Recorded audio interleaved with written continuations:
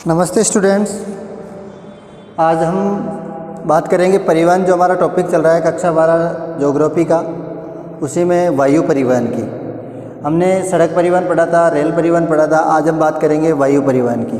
तो वायु परिवहन एक तो सबसे तीव्रतम और सबसे महंगा परिवहन है। ये दुर्गम स्थानों तक आसानी से हमें पहुंचा सकता है, लेकिन सबसे महंगा परिवहन माना जाता है। तो परिवहन, वायु परिवहन में सबसे तीव्रतम, आधुनिक और महंगा परिवहन होने के कारण दुर्गम क्षेत्र, ज़्यादा दूरियों वाले जो स्थान होते हैं उन पर कम समय में उनको एक स्थान से दूसरे स्थान पर कम समय में हमें पहुंचा देता है। साथ हम बात करेंगे, लेकिन अभी इस भारत में इसकी शुरुआत कब हुई? भारत में इसकी शुरुआत 1911 में इलाहाबाद के नैनी में हुई थी। 1911 इलाहाबाद से नैनी तक ये वायु मार्ग का संचालन हुआ था। लेकिन वास्तविक शुरुआत हम जो मानते हैं, प्रथम विश्व युद्ध हुआ था हमारा 1914-15 में। उसके बाद में इस 1911 में पहली शुरुआत, उसके बाद में विश्व युद्ध हुआ, उसके बाद में इसका ज़्यादा विस्तार हुआ और भारत में इस परिवहन जो है उसका विस्तार विश्व युद्ध के बाद में प्रारंभ हुआ। भारत में इस परिवहन का जो दायित्व है, यानी कौन इस परिवहन को संचालित करने का काम करता है, तो इस परिवहन को संचालित करने के लिए भारत सरकार द्वारा भारतीय विमानपत्तन प्राधिकरण का गठन किया गया, बनाया गया, जिसके माध्यम से हमारे वायु मार्गों का संचालन होता है। हमारे वर्तमान में 23 अंतर्राष्ट्रीय हवाई अड्डे, 97 घरेलू हवाई अड्डे और भारत 57 देशों के साथ वायु सेवाएं उपलब्ध करवाता है। 57 देश हैं जिनके साथ भारत के समझौते हैं, वहाँ पर वो वायु सेवा उपलब्ध करवाता है। भारत 1953 में वायु परिवहन का राष्ट्रीयकरण कर दिया गया। जैसे कि रेलवे का राष्ट्रीयकरण किया गया, उसी प्रकार वायु जो क्षेत्र था, वायु परिवहन जो था, उसका भी राष्ट्रीयकरण किया गया 1953 में। सभी कंपनियां जो थी, जितनी भी जो वायु सेवाएं उपलब्ध करवाने वाली जो कंपनियां थी, उन कंपनियों को 2 कंपनियां बनाई गई भारत सरकार द्वारा, इंडियन एयरलाइंस निगम और एयर इंडिया। इनके अंतर्गत सम्मिलित कर लिया गया। जब 2 कंपनियां बनाई और भारत सरकार के अधीन अन्य क्षेत्रों की जो कंपनियां थी उनको इनके अधीन कर दिया गया। 1 मार्च 1994 में ये जो दोनों कंपनियां थी, इंडियन एयरलाइंस और एयर इंडिया, इनका एकाधिकार समाप्त करके एक नई कंपनी बनाई गई, जिसका नाम दिया गया the national aviation company of India's limited के नाम से भारत सरकार ने एक कंपनी गठित की और इन दोनों कंपनियों का एकाधिकार समाप्त कर दिया और एक कंपनी बनाई, the national aviation company of India's limited गठित की गई। तो इनके माध्यम से वायु सेवाएं उपलब्ध करवाई जा रही है। अब अपन बात करते हैं हमारे एयर इंडिया के कुछ वायु मार्ग कौन कौन से। तो एयर इंडिया कहाँ पर सेवाएं उपलब्ध करवाता है? तो एयर इंडिया कोलकाता से दिल्ली, मुंबई, काहिरा कहाँ पे?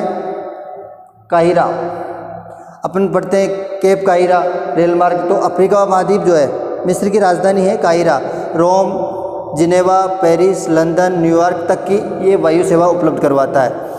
ये तो अपन बात कर रहे हैं अपने भारत के पश्चिमी क्षेत्र में। पूर्वी भाग में रंगून अपन पढ़ा हुआ शब्द है कि जब देश में अपनी क्रांति चल रही थी, उस दौरान भारत का जो सम्राट थे बहादुर शाह जफर, उनको यहाँ से बंदी बनाकर कहाँ छोड़ा गया था? रंगून। तो ये रंगून कहाँ पड़ता है? अपने पड़ोसी देश जो है म्यांमार।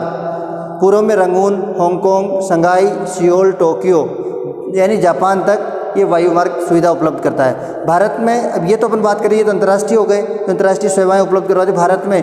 हैदराबाद का राजीव गांधी अंतर्राष्ट्रीय हवाई अड्डा एशिया का पहला ग्रीन एयरपोर्ट के नाम से जाना जाता है, ग्रीन एयरपोर्ट बना था भारत में। हैदराबाद पहला ऐसा हवाई अड्डा है जो ग्रीन एयरपोर्ट घोषित किया गया। ग्रीन एयरपोर्ट से हमारा अभिप्राय होता है कि जहाँ पर कार्बन का उत्सर्जन कम किया जाता है। कार्बन यानी पोल्यूशन जो होता है, प्रदूषण जो होता है, वो कम मात्रा में किया जाता है। तो ये पहला ग्रीन एयरपोर्ट बना था। उसके बाद में जुलाई 2012 में जोधपुर हवाई अड्डे को भी ग्रीन एयरपोर्ट का दर्जा, लेकिन ग्रीन एयरपोर्ट जो बनाने का जो श्रेय था या उसकी अनुमति भारतीय सेना के द्वारा दी गई थी और उसके बाद में इसको ग्रीन एयरपोर्ट में कन्वर्ट किया गया। यानी इसकी ग्रीन एयरपोर्ट से हमारा अभिप्राय सीधा होता है कि कार्बन उत्सर्जन कम से कम हो, ऐसी विधियाँ वहाँ पर अपनाई जाती है।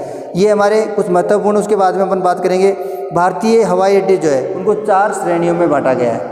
हमने भारतीय सड़क परिवहन पढ़ा था, उसमें भी तो 3-4-5 श्रेणियाँ थी, राष्ट्रीय, राज्य राजमार्ग। तो यहाँ पर भी अपन 19 श्रेणियों के बारे में बात कर रहे हैं। तो अंतर्राष्ट्रीय, राष्ट्रीय, मध्यम श्रेणी के हवाई अड्डे और छोटी श्रेणी के हवाई अड्डे। अंतर्राष्ट्रीय श्रेणी के जो हवाई अड्डे होते हैं वो, जैसे अपन बात करें, ऐसे हवाई अड्डे जो अंतर्राष्ट्रीय सुविधाएं, अंतर्राष्ट्रीय सेवाएं उपलब्ध करवाते हैं। इंदिरा गांधी अंतर्राष्ट्रीय एयरपोर्ट दिल्ली, कोलकाता नेताजी सुभाष चंद्र बोस, मुंबई में छत्रपति शिवाजी अंतर्राष्ट्रीय हवाई अड्डा, हैदराबाद हो गया, बेंगलोर हो गया और वर्तमान में हमारा जयपुर जो है वो भी क्या है, अंतर्राष्ट्रीय हवाई अड्डे के दर्जे में आ चुका है। तो ये यहाँ पे ऐसे हवाई अड्डे जहाँ पर अन्य देशों के साथ कनेक्टिविटी यानी वायु सेवाएं उपलब्ध करवाता है। उसके बाद में आता है राष्ट्रीय हवाई अड्डे।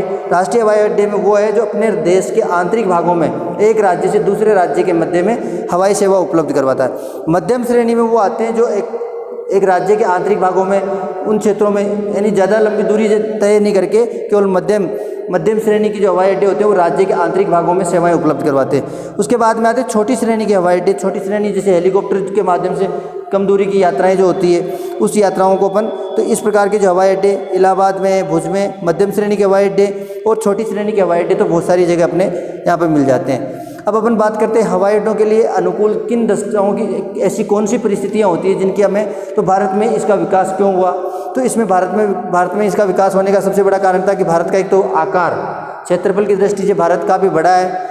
भारत की जो स्थिति है, भारत एक ऐसे स्थान पर स्थित है जो अन्य देशों से, जैसे अपन बात करें पश्चिमी देश और पूर्वी देश, तो उन देशों की आपसी वायु सेवाएं जो कनेक्टिविटी रहती है वो भारत से होकर गुजरती है। तो उसमें भी क्या होता है, भारत की स्थिति विश्व के वायु मार्गों पर होने के कारण भी यहाँ पर इन वायु मार्गों का जो अपन बात कर रहे हैं इसका विकास हुआ। वायुयान निर्माण के लिए जो अपने को सबसे ज़्यादा आवश्यकता होती है एल्यूमिनियम की, वो हमारे पास पर्याप्त मात्रा में उपलब्ध होने के कारण इसके लिए हमारे पास अनुकूल दशाएं उपलब्ध है। तकनीकी ज्ञान की उपलब्धता होने के कारण भी हमारे यहाँ पर वायु सेवाएं काफ़ी ज़्यादा प्रचलित हुई है। समतल और कठोर भूमि, हम जैसे कि पढ़ते हैं कि हमारे यहाँ पे जो क्षेत्र है उत्तरी भाग है, दक्षिणी भाग है, पठारी भूभाग, यानी कठोर भूभाग होने, तकनीकी ज्ञान तो है ही, साथ समतल भूमि भी चाहिए, इसके लिए कठोर भूमि होनी चाहिए। कठोर भूमि की आवश्यकता क्यों पड़ती है, क्योंकि ये जब उतरते हैं तो उस दौरान इसके ऊपर ज़्यादा जो धरातल होता है तो समतल होना चाहिए और कठोर होना चाहिए ताकि ऐसी कोई आपदा या ऐसी कोई समस्या परेशानी ना आए। और दूसरा सबसे महत्वपूर्ण कारक है अपनी विशाल जनसंख्या, सबसे ज़्यादा जनसंख्या भारत में निवास, तो चाइना के बाद में भारत एकमात्र ऐसा देश है जो सर्वाधिक जनसंख्या, हो सकता है आने वाली जनगणना होगी उसके अंतर्गत भारत चाइना को पीछे छोड़ दे, तो ये अभी बाद में पता चलेगा, लेकिन विशाल जनसंख्या यहाँ होने के कारण ये वायु सेवाओं की हमें आवश्यकता पड़ती है। हालांकि ये महंगी ज़रूर पड़ती है, तो वायु सेवा एक तो क्या होता है कम समय में ज़्यादा दूरी तय करता है और दूसरी चीज़ महंगा होता है। तो ये सारी सुविधाएं वायु मार्ग के माध्यम, तो वायु मार्ग जो है उसी के बारे में, तो इसके बारे में और कुछ डिटेल जो है लगभग ऑलमोस्ट जो ज़्यादा इंपॉर्टेंट डिटेल है वो तो आ चुकी है। अब आपको क्या करना है, सबसे महत्वपूर्ण कि 12th क्लास जो वर्तमान में एग्ज़ाम देने वाले स्टूडेंट है, तो भारत के महत्वपूर्ण 8 या 9-10 हवाई अड्डे, उन हवाई अड्डों की जो लोकेशन है वो लोकेशन में ऑलरेडी बता चुका हूँ, लेकिन फिर भी आप एक बार उनको ध्यान से दोबारा मैप में भरें, क्योंकि मैप में एक आध सवाल इनमें से भी पूछा जाता है। नमस्कार।